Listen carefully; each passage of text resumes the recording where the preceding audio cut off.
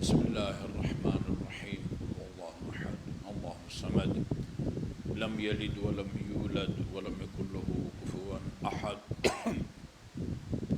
بسم اللہ الرحمن الرحیم اللہ احد اللہ الصمد لم یلد ولم یولد ولم یکن له کفوا احد بسم اللہ الرحمن الرحیم اللہ احد اللہ الصمد لم یلد ولم یولد ولم یکن له کفوا احد۔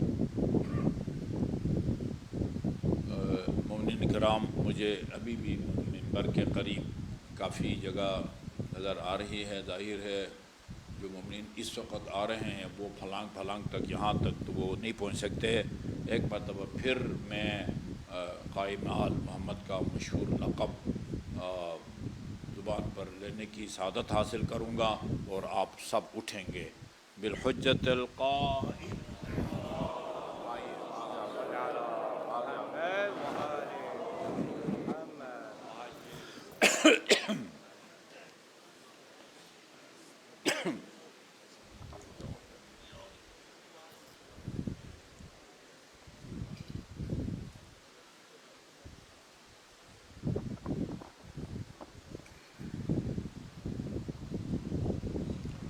اعوذ باللہ من الشیطان اللعین الرجیم، بسم اللہ الرحمن الرحیم۔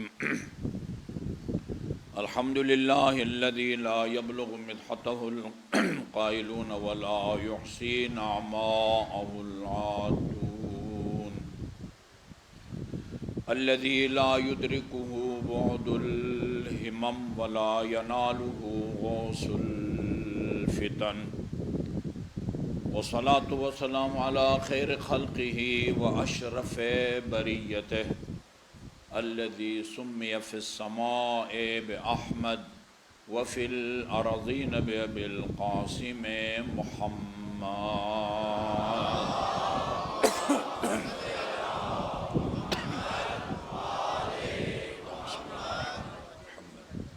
وعلى أهل بيته الطيبين الطاهرين الذين أذهب الله عنهم الرجس وطهرهم تطهيرا۔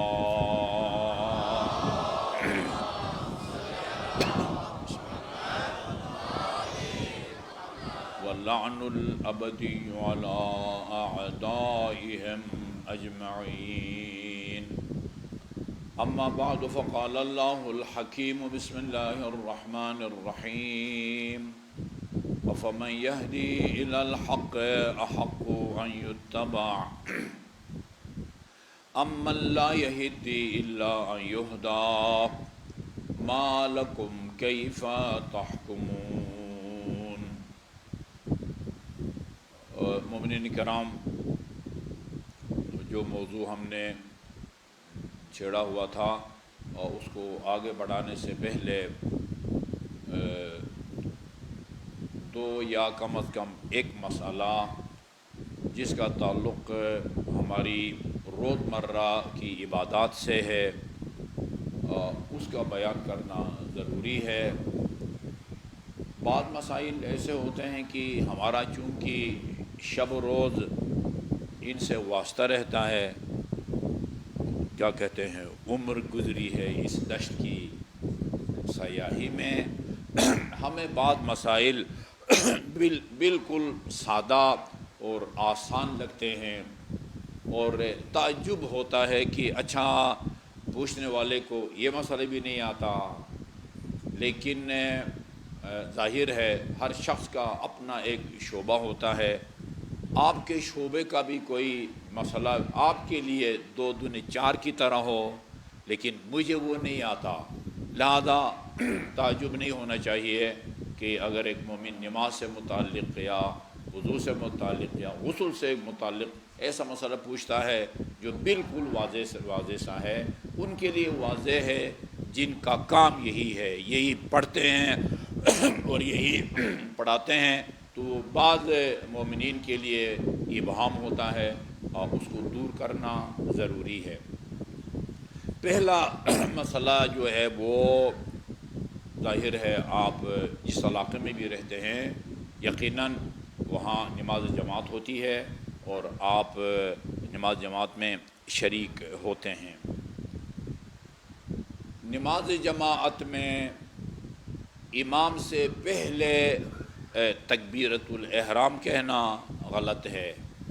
اگر آپ امام سے پہلے تکبیرۃ الاحرام کہیں گے اس کے دو طریقے ہیں، اس کے حل کے دو طریقے ہیں۔ یا اگر آپ اگلے صف میں ہیں تو آپ کے پاس ایک آپشن ہے، دوسری صف میں کھڑے ہیں اور امام سے پہلے تکبیرۃ الاحرام کہی ہے تو پھر آپ کے پاس دو آپشن ہیں۔ اگلے صف میں کھڑے ہیں اور امام سے پہلے تکبیرۃ الاحرام کہیں تو یہ تکبیرۃ الاحرام کالعدم، امام کے تکبیرۃ الاحرام کہنے کے بعد آپ دوبارہ تکبیرۃ الاحرام کہیں گے۔ اور اگر آپ دوسرے صف میں ہیں پھر آپ کے پاس دو آپشن ہیں، ایک یہ کہ وہ اگلے صف والے کی طرح وہ تکبیرۃ الاحرام جو آپ نے امام سے پہلے کہی ہے وہ کالعدم اور نئے سرے سے تکبیرۃ الاحرام کہیں امام کے بعد، یا یہ کہ جو تکبیرۃ الاحرام کہی ہے اسی کو برقرار رکھیں، جماعت میں شامل نہ ہوں اور اپنی فرادہ نماز پڑھیں۔ بات سمجھ میں آ گئی نا؟ اچھا، نماز میں شامل ہونے کے لیے تکبیرۃ الاحرام ظاہر ہے پہلے امام تکبیرۃ الاحرام کہتا ہے، اس کے بعد پھر جو امام کے بالکل پیچھے کھڑے ہیں وہ تکبیرۃ الاحرام کہتے ہیں، پھر ان کے دائیں پھر بائیں پھر اگلے صف کے بعد دوسرے صف والے پھر تیسری صف والے۔ ایک تو یہ طریقہ ہے، اگر آپ یہ طریقہ اپنائیں گے تو ہو سکتا ہے اس مسجد میں اس طریقے کے مطابق تکبیرۃ الاحرام کہہ کے آپ نماز میں شامل ہو سکیں، لیکن جہاں آدمی زیادہ ہیں، لمبی صفیں ہیں، اگر ہر پچھلی صف والا اگلی صف والے کی تکبیرۃ الاحرام کا انتظار کرے گا، امام صاحب سجدے میں چلے جائیں گے اور ابھی آپ اسی تکبیرۃ الاحرام کے انتظار میں کھڑے رہیں گے۔ لہذا ہونا کیا چاہیے میں مسجد امام صادق میں وقتاً فوقتاً یہ طریقہ بتاتا ہوں۔ طریقہ یہ ہے کہ امام جب قد قامت الصلاۃ کہہ دیں، تمام مومنین 2 منزلہ ہے 6 منزلہ ہے، تمام کے تمام اس حالت میں کھڑے ہوں جیسے آپ تکبیرۃ الاحرام کہہ چکے ہیں اور نماز میں داخل ہو گئے ہیں۔ ادھر ادھر باتیں نہ کریں، ادھر ادھر جو ہے نا اپنے صفیوں کو مکمل کریں، ٹھیک ہے جی۔ امام جب قد قامت الصلاۃ کہے آپ مکمل طور پر یوں آمادہ رہیں، جس کو عربی میں تحیّو کہتے ہیں، جیسے تکبیرۃ الاحرام آپ کہہ چکے ہیں سب کے سب یہ یوں تیار رہیں، اور جیسے ہی امام تکبیرۃ الاحرام کہیں تمام کے تمام مومنین پہلی منزل کے دوسرے کے منزل امام کے بعد سب کے ساتھ ایک ساتھ اس طرح تکبیرۃ الاحرام کہیں جس طرح آپ نارون کا جواب دیتے ہیں۔ اس کا فائدہ یہ ہوگا کہ سب کے سب وہ نماز میں شامل ہو جائیں گے اور وہ پہلی رکعت میں جو حمد و سورہ امام پڑھتا ہے آپ کو اس کا ثواب بھی ملے گا۔ اور دوسرا سوال وہ بھی مجھے بڑا حساس لگا، وہ بھی میں عرض کروں کہ ایک ہوتا ہے نہانا اور ایک ہوتا ہے غسل۔ نہانے میں کوئی نیت ہوتی ہے نہ کوئی وہ ترتیب ہوتی ہے۔ اب تو وہ آفس جانے کے لیے گھر سے نکلتے ہیں یا آفس سے آ کے آپ کو گرمی لگتی ہے اور نہاتے ہیں، اس میں کوئی ترتیب نہیں ہوتی ہے، نہ قربتاً اللہ کی کوئی نیت ہوتی ہے، پہلے سر پر ڈالنا ہے، دائیں طرف ڈالنا، بائیں طرف ڈالنا ہے، وہ نہانا کہلاتا ہے۔ اس نہانے کے بعد اگر آپ کوئی کام کرنا چاہتے ہیں جس میں آپ کا باوضو ہونا شرط ہے، ظاہر ہے ہر حالت میں آپ وضو کریں گے چونکہ نہائے ہیں آپ نے غسل نہیں کیا۔ لیکن اگر غسل کریں، ہمارے ملک میں مومنین کی اکثریت یا آیت اللہ سیستانی کی تقلید میں ہیں یا آغا رہبر کی تقلید میں ہیں۔ آیت اللہ سیستانی فرماتے ہیں ہر وہ غسل جس کا مستحب ہونا ثابت ہے، جیسے غسل جمعہ ہے، شبہائے قدر کے غسل ہیں، ان کے بعد نماز کے لیے وضو کی ضرورت نہیں ہے۔ وہ پھر کسی دن وہ فہرست آپ کو سناؤں گا، وہ کون کون سے غسل ہیں جن کا مستحب ہونا ثابت ہے، اور وہ کون کون سے غسل ہیں جو عام طور پر لوگ کرتے ہیں لیکن اس کا مستحب ہونا ثابت نہیں ہے۔ ایک تو زبانی یاد بھی نہیں ہے، اگر زبانی یاد بھی ہوتا تو اب سارا ہوتا تو پھر تو لوگ کہتے ہیں کہ آج صبر مجلس نہیں پڑھی تو المسائل پڑھائی ہے، ٹھیک ہے نا جی، وہ کسی دن بیان کروں گا۔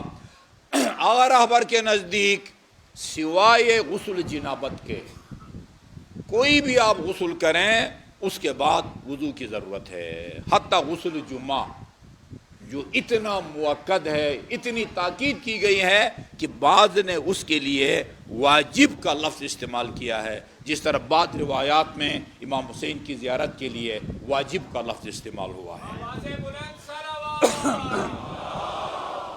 اس سے فائدہ نہیں ہوگا، پتہ نہیں آج کیا مسئلہ ہے۔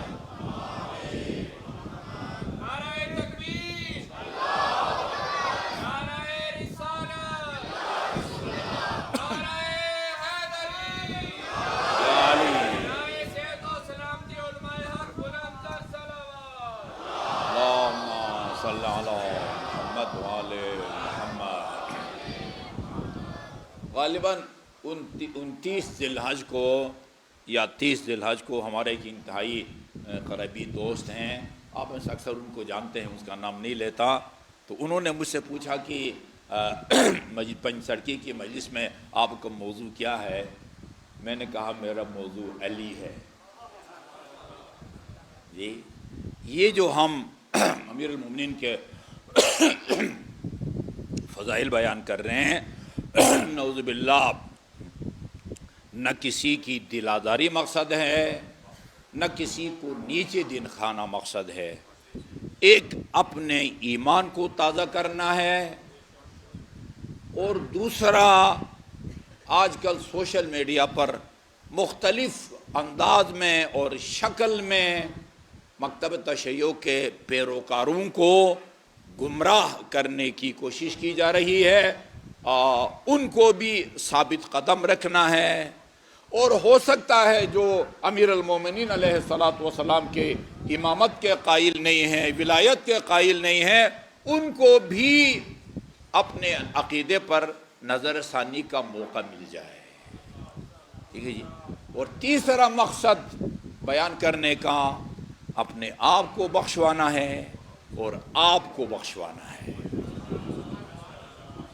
اور یہ متن ہے رسول خدا کی طولانی روایت کا، جس کو شیعوں نے بھی نقل کیا ہے اور اہل سنت برادران نے بھی کیا ہے، اور وہ روایت یہ ہے، ان اللہ جعل لأخی علی بن ابی طالب فضائل لا تحصى کثرتاً۔ ایک تو یہ میری درخواست ہے، آپ سے ریکویسٹ ہے کہ یہ جو فضائل امیر المومنین کے آپ کے سامنے میں بیان کرتا ہوں نا، ان کو گھر جا کے نوٹ کریں، گھر جا کے نوٹ کریں، اس کا فائدہ ابھی اسی حدیث کو بیان کرنے کے دوران آپ کو بتاؤں گا کہ اپنی ڈائری میں اس کو نوٹ کرنے کا آپ کو کیا فائدہ ہوگا، ذہن میں بٹھائیں۔ اگر ابھی یہ کر سکتے ہیں اپنے موبائل میں، یا آپ تیز تیز لکھتے ہیں تو ابھی لکھیں، ورنہ گھر جا کے دست بستہ عرض یہ ہے کہ ان کو نوٹ کریں۔ ان اللہ جعل لأخی علی بن ابی طالب فضائل لا تحصى کثرتاً، خدا نے میرے بھائی علی کو اتنے زیادہ فضائل سے نوازا ہے کہ کوئی انسان علی کے فضائل کو شمار نہیں کر سکتا۔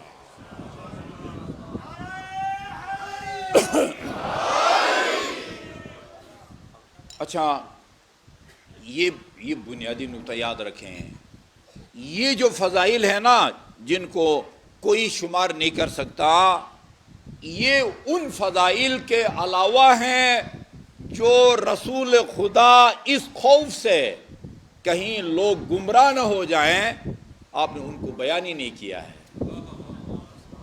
بیان ہی نہیں کیا ہے۔ ابھی وہ عرض کرتا ہوں جملہ، وہ آپ کی خدمت میں ترجمہ تو یاد ہے، میں چاہتا ہوں وہ متن بھی آپ کی خدمت میں عرض کروں۔ اللہم صلی علی محمد وآل محمد۔ فرماتے ہیں یہ مناقب خوارزمی میں ہے۔ میں نے آپ سے کل وعدہ کیا ہے کہ جتنے فضائل بھی سناؤں گا وہ صرف ہماری کتابوں میں نہیں ہوگا، ہاں ہمارے اہل سنت برادران کی کتابوں میں بھی ان کا ذکر ہوگا۔ فرمایا یا علی، رسول خدا نے امیر المومنین سے مخاطب ہو کے فرمایا یا علی لولا ان تقول طائفۃ من امتی ما قالت النصارى فی عیسی ابن مریم، اگر مجھے اس بات کا خوف نہ ہوتا کہ لوگ تیرے بارے میں وہ باتیں کریں گے یا وہ عقیدہ قائم کریں گے جو نصارہ عیسائی عیسی ابن مریم کے بارے میں باتیں کرتے ہیں، خدا کہہ دیا یا خدا کا بیٹا، یعنی اگر لوگوں کے گمراہ ہونے کا خوف نہ ہوتا لَقُلْتُ فِيكَ مَقَالًا، میں تیرے وہ فضائل بیان کرتا لا تمر بملئ من المسلمین الا اخذوا التراب من تحت رجلیک وفضل طہورک یستشفون به ولکن حسبک ان تکون منی وانا منک۔ اس بات کا لوگوں گمراہ ہونے کا خوف اگر نہ ہوتا، لوگوں کا غلو کے شکار ہونے کا اگر خطرہ نہ ہوتا، میں تیرے وہ فضائل بیان کرتا جن کو سننے کے بعد مسلمانوں کے جس جماعت کے پاس سے بھی آپ گزرتے وہ شفا کے طور پر تیری قدموں کی خاک اور تیرے وضو کے باقی ماندہ پانی کو تبرک اور شفا کے طور پر استعمال کرتے ہیں۔ میں نے آپ کو بتایا ہے نا،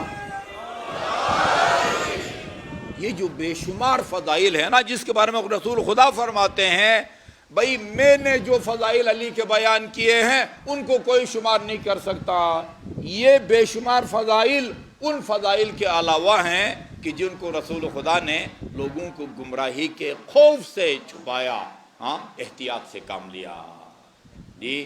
اور پھر بھی فرمایا البتہ اتنا ضرور کہوں گا کہ ایک تیری فضائل کا پہلو بیان کروں گا اور عاقل کے لیے اشارہ کافی ہوا کرتا ہے، ولیکن حسبک ان تکون منی وانا منک، عقل مند کے لیے تیرے فضائل کے سمندر کی طرف متوجہ ہونے کے لیے اتنا کافی ہے کہ تو مجھ سے ہے اور میں تجھ سے ہوں، تجھ سے اور مجھ سے ہے۔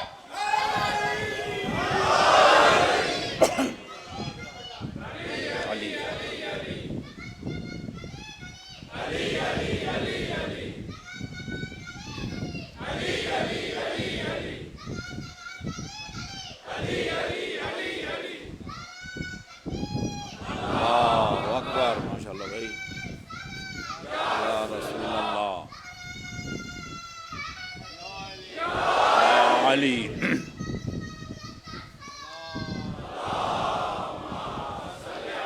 اللہم صلی اللہ علیہ محمد۔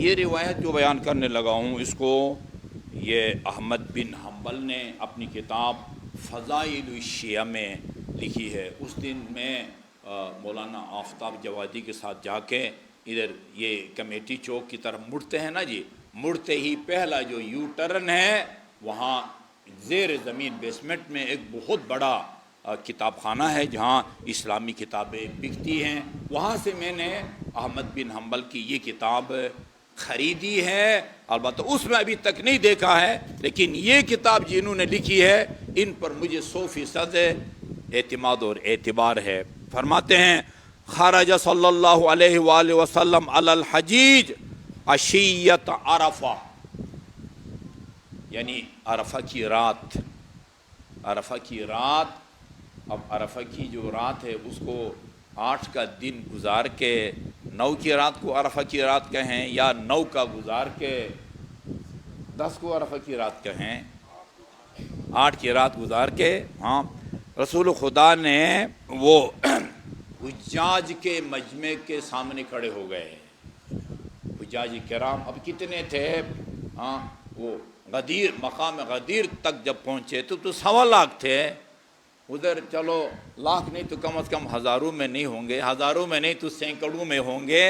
خرج النبی صلی اللہ علیہ وآلہ وسلم علی الحجیج عشیۃ عرفہ، عرفہ کی رات جی حجاج کرام کے سامنے آپ تشریف لائے. فقال لہم، اور فرمایا ان اللہ قد باہا بکم الملائکۃ عامہ وغفر لکم عامہ وباہا بعلی خاصہ.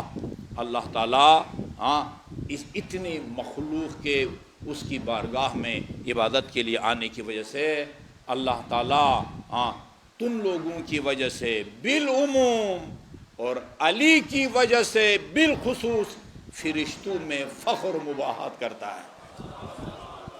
یہ تمہاری وجہ سے بالعموم. ہم نے لینا دینا کیا ہوتا ہے اللہ تعالیٰ کو، ٹھیک ہے، لیکن روایات کے اندر یہ آیا ہوا ہے اللہ تعالیٰ فخر مباحات کرتا ہے. اللہ تعالیٰ تمہاری وجہ سے بالعموم اور علی کی وجہ سے بالخصوص فرشتوں میں فخر و مباحات کرتا ہے. کیوں؟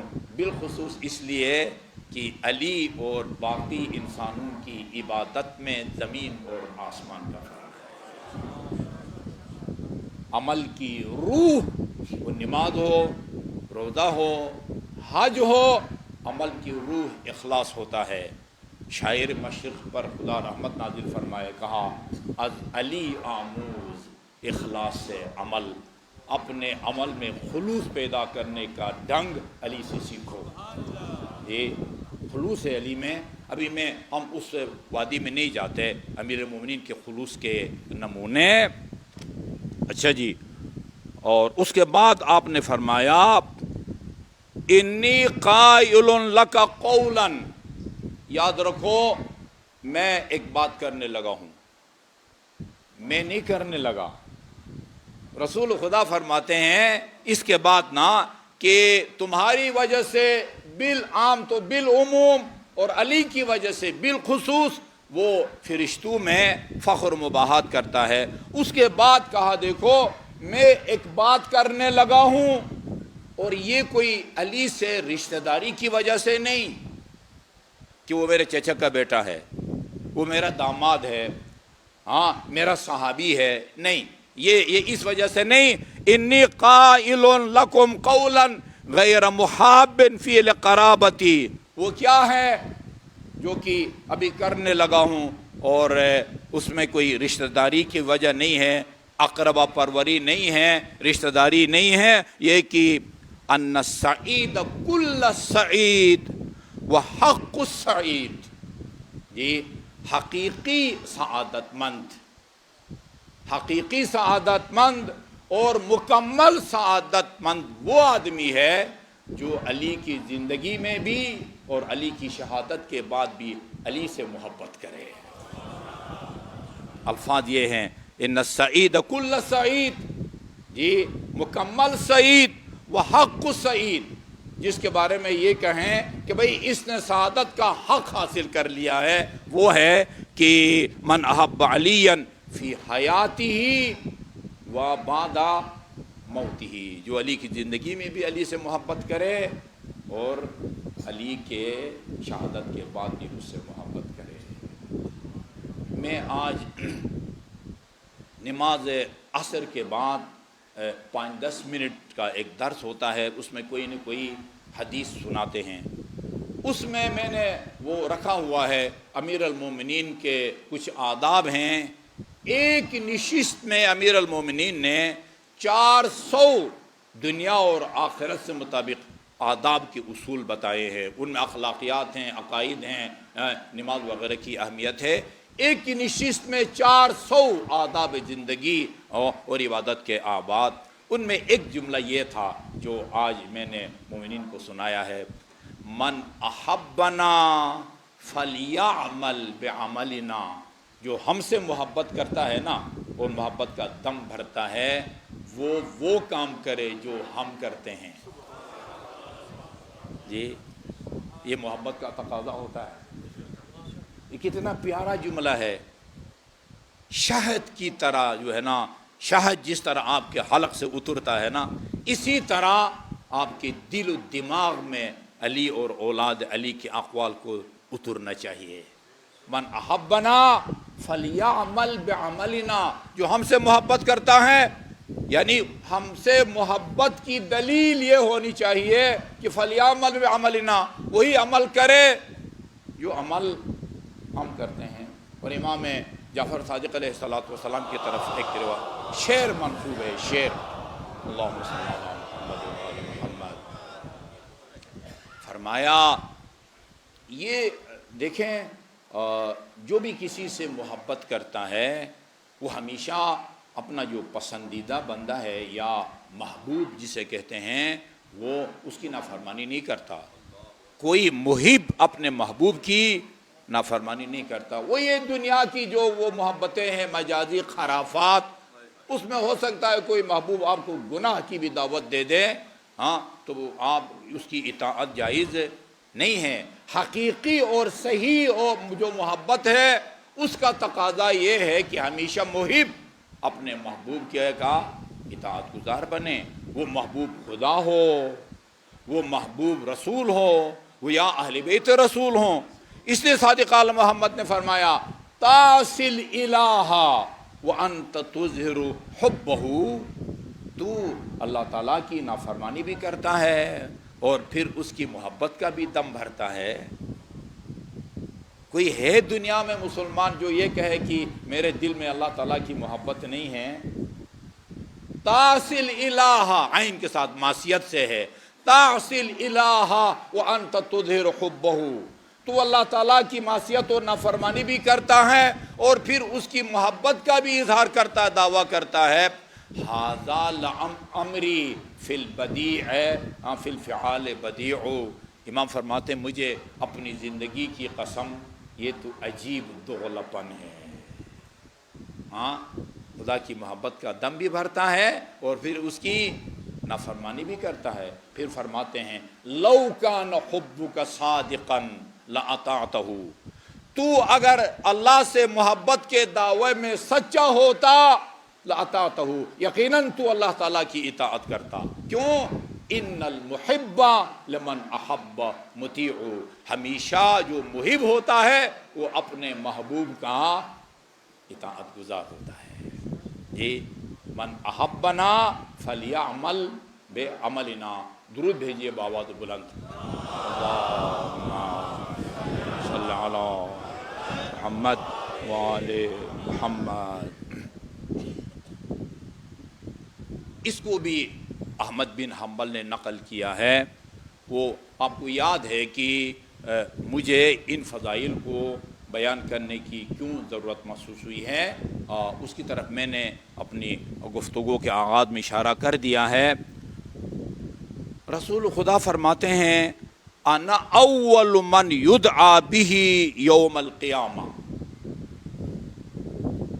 وہ ہے نا جی سورہ زلزال، اذا زلزلت الارض زلزالها واخرجت الارض اثقالها وقال الانسان ما لها یومئذ تحدث اخبارها بان ربک اوحى لها. اس کے بعد یومئذ یصدر الناس اشتاتا لیروا اعمالهم فمن يعمل مثقال ذرة خيرا يره ومن يعمل مثقال ذرة شرا يره. جی فرماتے ہیں روز قیامت سب سے پہلے جس کو بلایا جائے گا میں محمد مصطفیٰ ہوں گا. یہ روز قیامت انا اول من یدعا بہ یوم القیامہ، میں سب سے پہلے قیامت کے دن اٹھایا جاؤں گا. فاقوم عن یمین العرش فی ذلۃ، میں دامن عرش کے دائیں طرف ایک سائے کے نیچے کھڑا ہوں گا. ابھی امام جعفر موسیٰ کاظم کا ایک فرمان یاد آ رہا ہے، وہ آپ کو سنا دیتا ہوں. اللہم صلی علی محمد وعلی محمد. وہ بہت اہم ہے.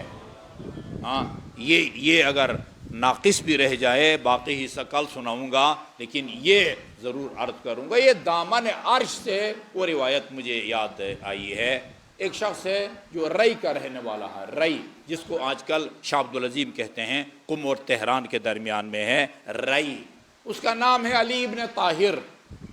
علی ابن طاہر کہتے ہیں کہ میرے ذمے بہت سارا ٹیکس تھا، مالیات، اور اتنا زیادہ تھا کہ اگر میں سارا ادا کر دیتا تو پھر میرے پاس کھانے پینے کا کچھ بھی نہ بچتا۔ مجھے لوگوں نے بتایا کہ یہ امام موسیٰ کاظم علیہ السلام کا دور تھا، مجھے لوگوں نے بتایا تھا کہ جو رئی کا موجودہ گورنر ہے نا، وہ امام کا ماننے والا ہے، وہ امام کا چاہنے والا ہے، جاؤ اور جا کے اپنی معروضات پیش کرو، ہو سکتا ہے تمہیں تمہارے ٹیکس مالیات معاف کر دیں۔ وہ کہتے میں ڈر گیا، پتہ نہیں یہ خبر درست بھی ہے یا درست نہیں ہے، کہیں الٹا لینے کے دینے نہ پڑ جائیں۔ کہتے ہیں میں اس کے پاس نہیں گیا، سیدھا امام علیہ السلام کی خدمت میں گیا۔ میں دعا کروں گا اللہ تعالیٰ نا تمام با اختیار مومنین و مومنات کو اس گورنر کے نقش قدم پر چلنے کی توفیق عطا فرمائے۔ امام سے جا کے یہ اپنی مجبوری پیش کی، فرزند پیغمبر میرے ذمہ بہت سارے ٹیکس مالیات ہے، میرے بس سے باہر ہے، اگر دے جاؤں دے دوں تو میرے پاس کچھ بھی نہیں بچتا، اور سنا ہے کہ وہ رئی کا جو موجودہ والی یا گورنر ہے وہ آپ کا چاہنے والا ہے، آپ کے ماننے والا ہے، آپ کی امامت کا قائل ہے۔ سیدھی سیدھی بات ان لوگوں میں سے ہے جو آپ کی امامت کا قائل ہے۔ مثلا اس زمانے میں اسماعیلیہ نہیں ہے، ٹھیک ہے نا، جو جناب اسماعیل کو امام جعفر صادق کا بڑا بیٹا سمجھ کے آپ کہتے تھے کہ وہ امام ہیں، جبکہ تاریخ کے مطابق جناب اسماعیل امام جعفر صادق کی زندگی میں فوت ہو گئے تھے، ٹھیک ہے جی۔ امام علیہ السلام نے یہ جملہ لکھا، سب کی ڈائریوں میں نوٹ ہونے چاہیے اس جملہ کو۔ فرمایا اِنَّا لِلَّهِ تحت عرشہ ظِلًّا لا يسكنه الا من اسدى الى اخیہ معروفا او نفس عنہ کربتا او ادخل فی قلبہ السرور وہذا اخوک والسلام۔ یہ امام کے روقہ کا ایک جو ہے نا مضمون یہ ہے۔ فرمایا دیکھو روز قیامت نا عرش الہی کے نیچے ایک سایہ ہوگا۔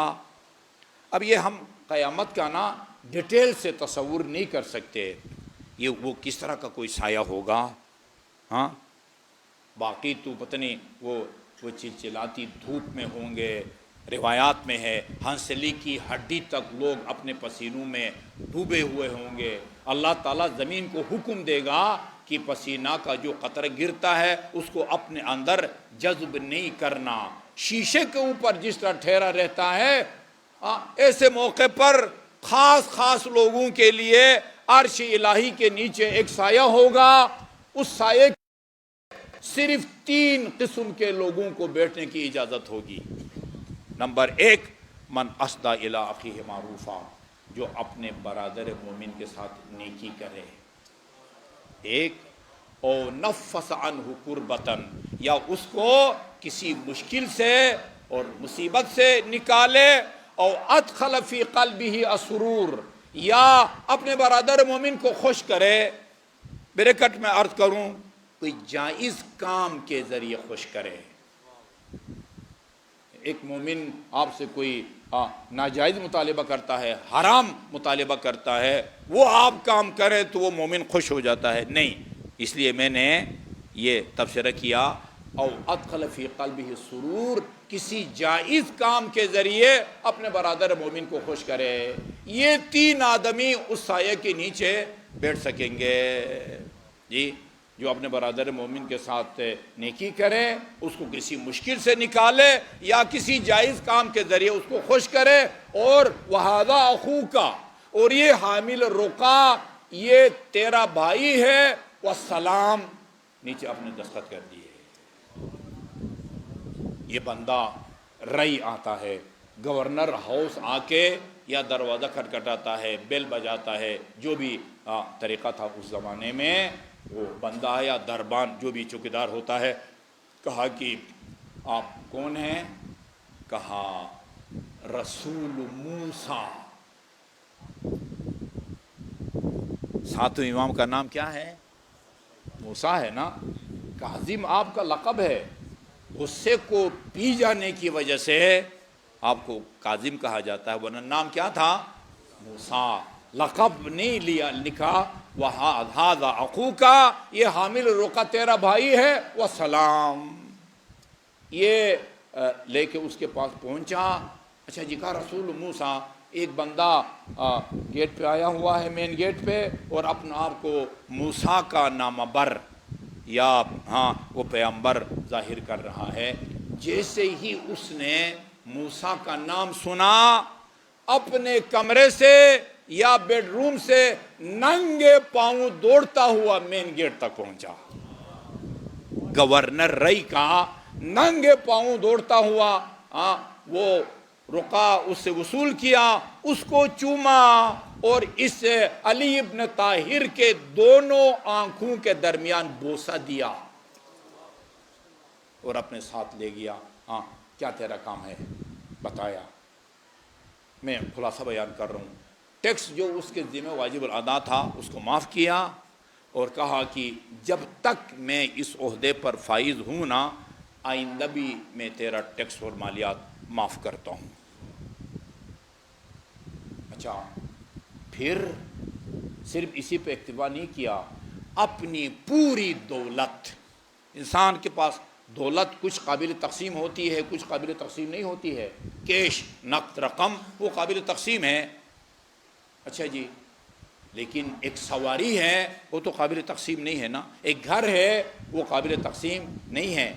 اس کی ٹوٹل دولت میں جو قابل تقسیم تھی پیسہ، 2 برابر تقسیم کر کے آدھی اپنے لیے رکھی اور آدھی علی ابن طاہر کو، اور جو قابل تقسیم نہیں ہے، مثلا گھوڑا ہے، سواری ہے قیمتی، اس کی قیمت لگائی اور اس کی آدھی قیمت اس کو دے دی، اور اس کو دینے کے بعد کہا کہ تو مجھ سے خوش ہے؟ تو اس سے خوش ہے؟ کہا کہ خدا تمہیں وہ جزائے خیر دے۔ سیدھا امام موسیٰ کاظم علیہ السلام کی خدمت میں پہنچا اور پھر ساری رویداد سنائی، اس کا جو بھی رد عمل تھا، اس نے میرا احترام کیا، عزت سے بٹھایا، اور مجھے میرا گزشتہ ٹیکس بھی معاف کر دیا، آئندہ ٹیکس بھی معاف کر دیا، اور اپنی پوری دولت 2 برابر تقسیم کر کے مجھے دے دی۔ فرزند پیغمبر، آپ اس سے راضی ہیں؟ فرمایا میں بھی راضی ہوں، امیر المومنین بھی راضی ہیں، رسول خدا بھی راضی ہیں، اور اللہ بھی راضی ہے اس سے۔ ایک مرتبہ درود بھیجے محمد وآل محمد وآل محمد۔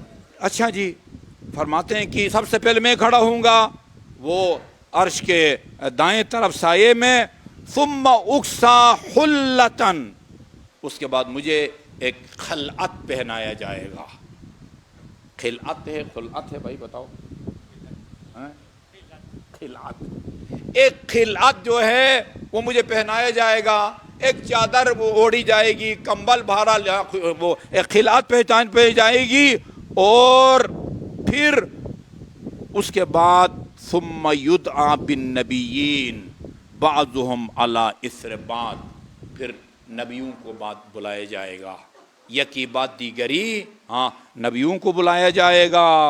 فیقومون عن یمین العرش، وہ بھی عرش کے بائیں طرف آ کے سب بستہ کھڑے ہوں گے، ویکسون حللا، اور ان کو بھی جس طرح مجھے خلعت پہنائی گئی ہے ان کو بھی وہ خلعت پہنائی جائے گی۔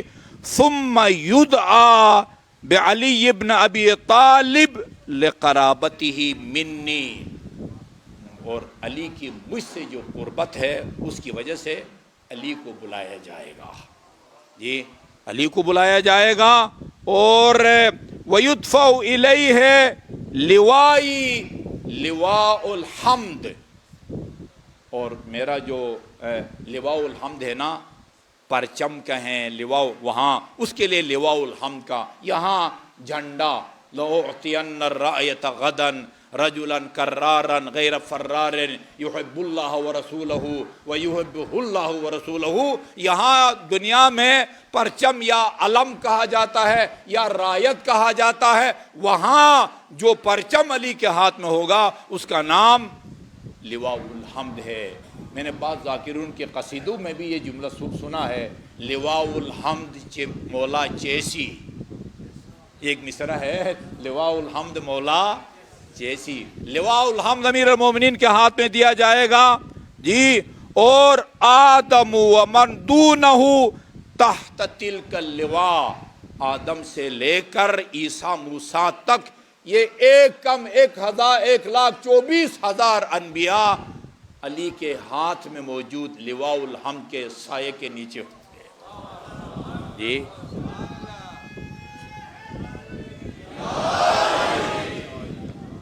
اچھا جی، وہ کتنے میٹر کا ہوگا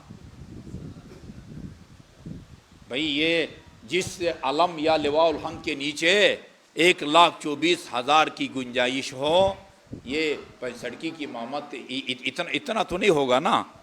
اس کا مطلب یہ ہے کہ پھر اس کو اٹھانے کے لیے بھی علی جیسے طاقتور انسان کی ضرورت ہے. سیدھی بات ہے جی. آدم سے لے کر خاتم تک تمام انبیاء اس کے نیچے ہوں گے. ثم قال لعلی، پھر امیر المومنین سے مخاطب ہو وہاں کے فرمایا فتصیر به حتی تقف بین و بین ابراہیم. لواء الحمد لے کے وہ تو چلے گا اور چل کے میرے درمیان اور حضرت ابراہیم خلیل کے درمیان میں آ کے کھڑا ہو جائے گا جی. کھڑا ہو جائے گا بین ابراہیم خلیل. ثم تکسا حلتن، اس کے بعد ایک اور خلعت تجھے بھی وہ پہنائی جائے گی. اور وَيُنَادِي مُنَادٍ مِّنَ الْعَرْشِ، عرش سے ایک منادی کی آواز آئے گی، نعم العبد ابوک ابراہیم و نعم الاخ اخوک علی. ہاں یا رسول اللہ، تیرے باپ ابراہیم کا کیا کہنا اور تیرے بھائی علی کا کیا کہنا. عرش سے یہ آواز آئے گی. ہاں تیرے باپ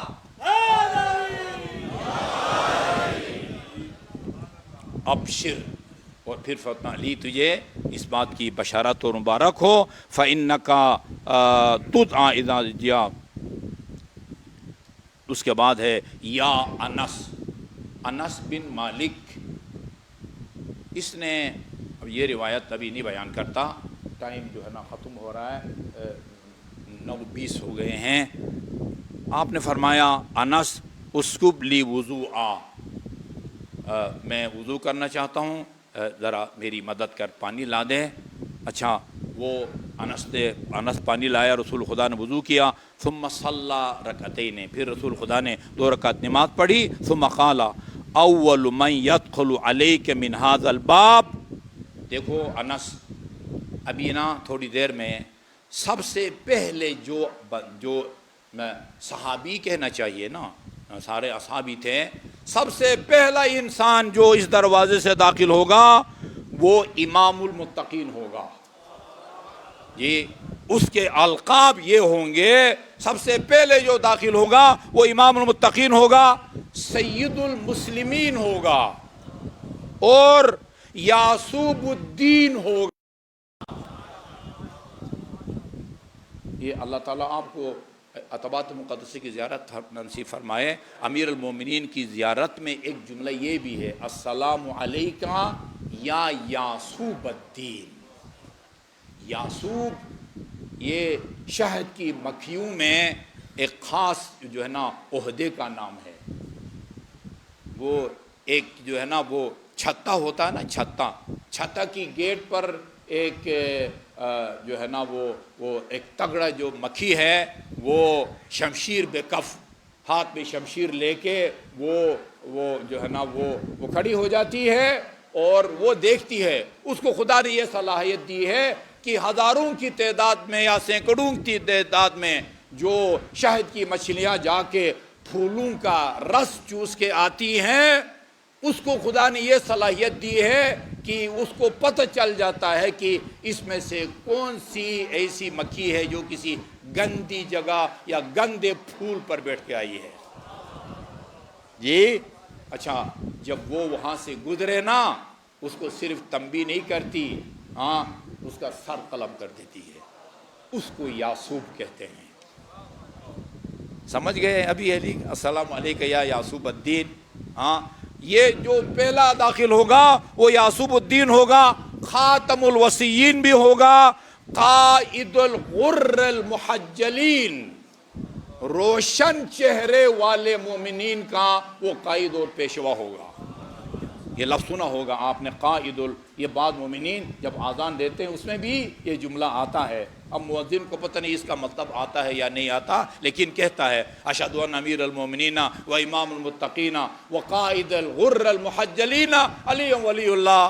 غر المحجلین یا درخشان اور نورانی چہرے والے مومنین کا قائد اور پیشوا وہ ہوگا جو بھی یہاں داخل ہوگا۔ تو قال انس کہتے ہیں فقلت اللہم اجعلہ رجلا من انصار، خدا کرے یہ انصار میں سے کوئی بندہ ہو۔ اچھا جی، فجاء قائد المسلمین، اچھا جی، فجاء علی، اتنے میں امیر المومنین علیہ السلام تشریف لائے۔ من جاء یا انس، پتہ چل شاید سامنے نہیں بیٹھے ہوں گے رسول خدا، دروازے کی کھلنے کی آواز آئی ہے، اس کا مطلب یہ ہے نا کہ رسول خدا نے نہیں دیکھا، لیکن اتنا پتہ چلا سربستہ طور پر کہ کوئی بندہ آیا ہے۔ تو رسول خدا نے انس سے پوچھا کہ آیا انس سے، من جا یا انس، یہ کون خوش قسمت ہے جو سب سے پہلے داخل ہوا ہے؟ میں نے عرض کیا علی یا رسول اللہ، یہ امیر المومنین ہیں۔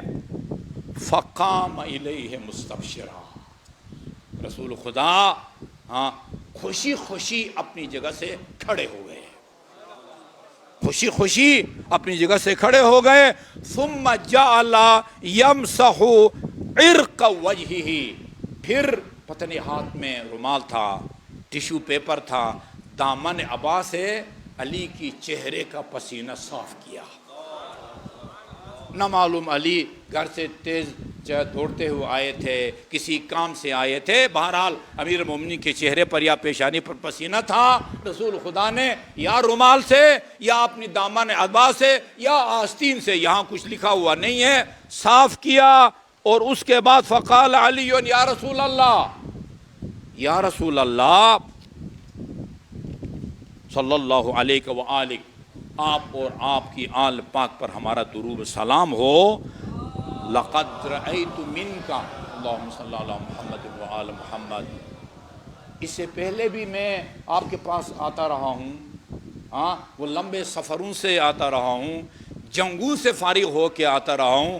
آج جو آپ نے مجھے سادہ لفظ استعمال کروں، پتہ نہیں علی ناراض نہ ہوں، جو پروٹوکول آج آپ نے مجھے دی ہے نا، اس سے پہلے کبھی اس طرح میرا پسینہ آپ نے جو ہے نا وہ کبھی صاف نہیں کیا۔ جی ہاں، لقد رأیت منک اليوم تصنع بی شیئا ما صنعته بی قبل، آج آپ نے میرے ساتھ ہاں وہ یعنی رویہ اختیار کیا ہے جو آج تک کبھی آپ نے اختیار نہیں کیا۔ رسول خدا نے فرمایا قال وما یمنعنی، کیوں ایسا نہ کروں، وما یمنعنی، کون سی چیز رکاوٹ بنتی ہے، یعنی کیوں نہ ایسا کروں، وانت تعدی عنی، تو وہ ہے جو میرے قرض ادا کرے گا، میری امانتوں کو تو ادا کرے گا۔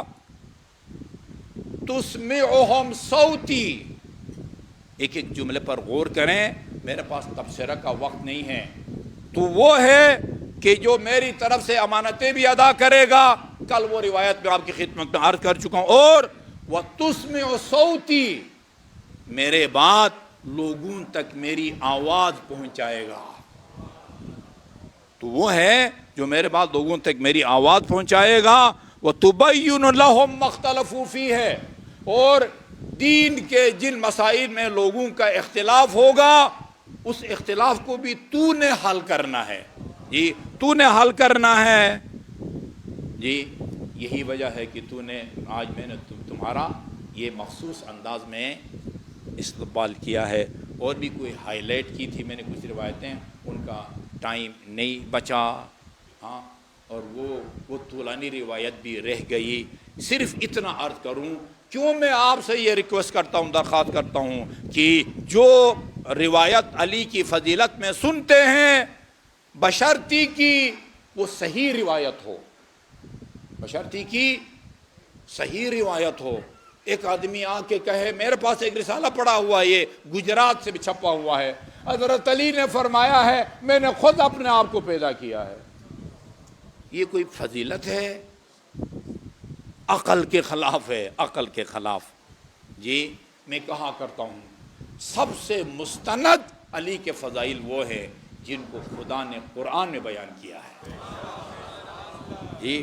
کوئی کمی ہے قرآنی آیات کی جو علی کی شان میں نازل ہوئی ہیں جی؟ وہ طولانی روایت جس کا پہلا حصہ یہ تھا ان اللہ جعل لأخی علی ابن ابی طالب فضائل لا تحصى کثرتاً، وہ سارا نہیں، وہ درمیان میں ایک ٹکڑا ہے فمن کتب فضیلۃ من فضائل علی، جو اپنی ڈائری میں علی کی ایک فضیلت تحریر کرے، لم تزل الملائکۃ تستغفر لہ ما بقی منہ الرسم، جب تک اس تحریر کے آثار موجود ہیں اللہ کے فرشتے فضیلت لکھنے والے کے لیے طلب مغفرت کرتے رہتے ہیں۔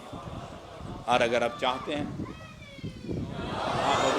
ہیں کہ اللہ کی فرشتے آپ کے لیے طلب مغفرت کرے جن کی دعا مسترد نہیں ہوتی، ہاں، زیادہ سے زیادہ علی کے فضائل کو تحریر کریں، تحریر ایک فضیلت کو کہ تحریر کرنے کی اگر یہ فضیلت ہے جی، ان علماء کرام کی عظمت کا کون اندازہ لگا سکتا ہے جنہوں نے ہاں کئی جلدیں علی کی شان میں لکھ ڈالی ہیں، علی کے فضائل میں کئی جلدیں۔ قاضی نور اللہ شستری 10 جلد احقاق الحق لکھی ہے، علامہ ہلی نے الفین کتاب میں امیر المومنین کی امامت اور خلافت کے 2000 دلائل کو پیش کیا ہے، صاحب الغدیر جنہوں نے 11 جلدیں لکھی ہے امیر المومنین علیہ السلام کی شان میں۔ اللہ تعالیٰ ہمارے اسی ذکر کو، اور اسی کے اندر یہ جملہ ہے النظر الی علی عبادہ، بعض روایات میں چہرے کا لفظ ہے، ہاں اچھا، یہ بعض لوگوں نے نا یہ رسول خدا کا جو فرمان ہے نا النظر الی وجہ علی عبادہ، اس کی ایک عجیب توجیہ یا تعویل یا وجہ بیان کی ہے۔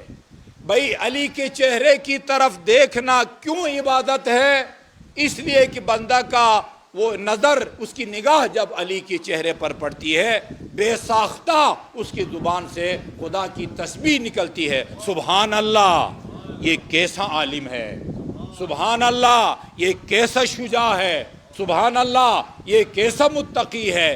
ہاں میں چھوٹا سا تبصرہ کروں گا، یہ اپنی جگہ کوئی علی کی چہرے کو دیکھ کے یہ تسبیح پڑھے یا نہ پڑھے، خود نگاہ کرنا عبادت ہے، خود نگاہ عبادت کے۔ تسبیح پڑھیں گے تو اس کا الگ ثواب ملے گا، کچھ بھی نہ کہیں اور آپ کی نگاہ علی کے چہرے پر پڑے، ہاں وہ عبادت کا ثواب ملتا ہے۔ یہی وجہ ہے کہ جب حضرت ابوبکر کی نظر پڑتی تھی امیر المومنین کے چہرے پر تو پھر مرکوز کرتے تھے، جما دیتے تھے اور پھر اٹھاتے نہیں تھے۔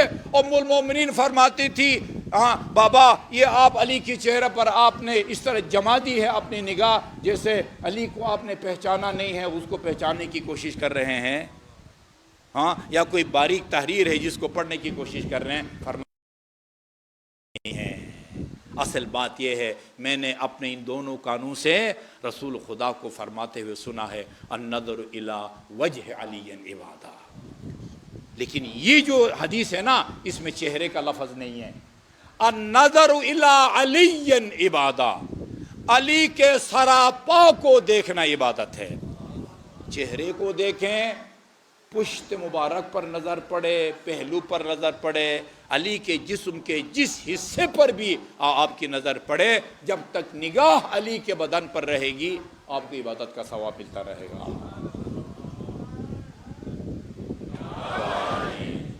میں نے آپ کو بہت وقت لیا ہے، ہاں ٹائم بالکل ختم ہو گیا ہے۔ ہاں ارادہ یہ تھا، میں نے بعض دوستوں سے مشورہ بھی کیا ہے، ویسا تو تمام شہدائے کربلا عاشور کے دن شہید ہوئے ہیں، لیکن ہر علاقے کی کوئی نہ کوئی روایت ہے، ترتیب سے شہداء کی شہادت پڑھی جاتی ہے۔ مجھے کچھ دوستوں نے مشورہ دیا آج سفیر حسین کے مسائل پڑھے جائیں۔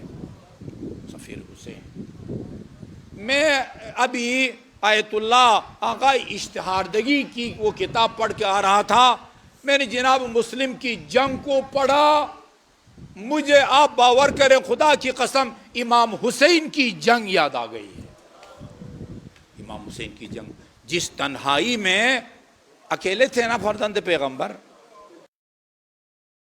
کہ فنظر یمینا و شمالا، دائیں دیکھا بائیں دیکھا، کوئی نظر نہیں آیا۔ حل من ناصر ینصرنا وحل من مغیث یغیثنا وحل من ذاب یذب عن حرم رسول اللہ، ہے کوئی نبی کے نواسیوں کے پردے بچائے؟ ہاں یہی حالت جناب مسلم کی تھی، یہ مسلم کی تھی۔ ہاں اس وہ تفصیل میں ابھی میں نہیں جا سکتا۔ ہزاروں نے بیعت کی، مگر جب نماز مغربین پڑھ کے دروازے تک پہنچے، 10 آدمی آپ کے پاس ساتھ تھے، اور جیسے ہی گلی میں قدم رکھا ایک بندہ نہیں تھا جو مسلم کو راستہ دکھاتا کہ آپ نے کہاں جانا ہے۔ یہ چلتے چلتے اس مومنہ طوعہ کے گھر کے دروازے پر پہنچے اور جا کے دروازے پر بیٹھ گئے۔ وہ خاتون نے دروازہ کھولا اور پوچھا بزرگوں کیسا آنا ہوا؟ کہا کہ وہ پیاس لگی ہے، اے امت اللہ اگر پانی کا گلاس مل جائے۔ پانی لا کے پیش کیا، پانی پیا اور پھر وہی بیٹھے رہے۔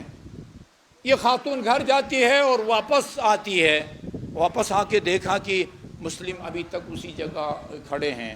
2-3 دفعہ یہ ہوا، آخر میں بڑے سخت الفاظ میں اس سے خاتون نے کہا انی لا احلل لک الجلوس علی باب داری، حالات ٹھیک نہیں ہے، میں میرے گھر کے دروازے پر جو آپ بیٹھے ہیں نا میں راضی نہیں ہوں، آپ اپنے گھر چلے جائیں۔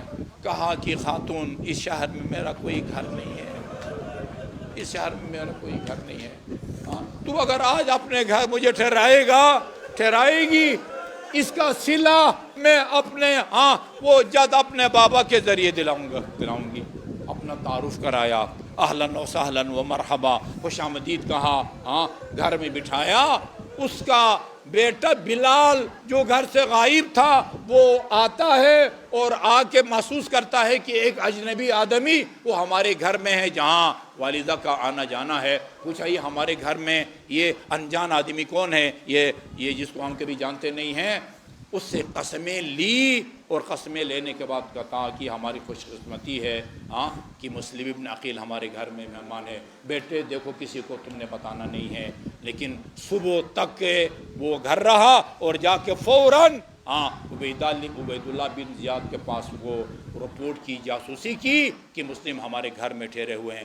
محمد بن اشعث کے ساتھ لشکر فوج بھیجی گئی، وہ طوعہ کے گھر میں گھسنا چاہتی تھی یہ فوج، مگر مسلم ابن عقیل نے اس کی گھر کی حرمت کو بچانے کی خاطر تلوار ہاتھ میں لی۔ اس ایک اکیلے مجاہد نے، میں نے واقعہ کربلا کے تجزیہ نگاروں کا ایک تجزیہ پڑھا ہے، وہ کہتے ہیں اگر کربلا کے میدان میں نا بنی ہاشم کے 3 جوان ہوتے اور تینوں کو جی بھر کے لڑنے کا موقع ملتا، یہ کربلا کا نقشہ ایسا نہ ہوتا جو آپ کو تاریخ کے صفحات پر نظر آ رہا ہے۔ ایک محمد ابن حنفیہ، دوسرا مسلم ابن عقیل اور تیسرا علمدار حسین، لیکن ان تینوں کو جی بھر کے لڑنے کا موقع نہیں ملا۔ تلوار لے کے نکلے، تنگ گلی میں مقابلہ ہوتا ہے، تنگ گلی میں سپاہیوں کے کمربند سے پکڑ پکڑ کے گھر کے چھتوں پر پھینکتے تھے۔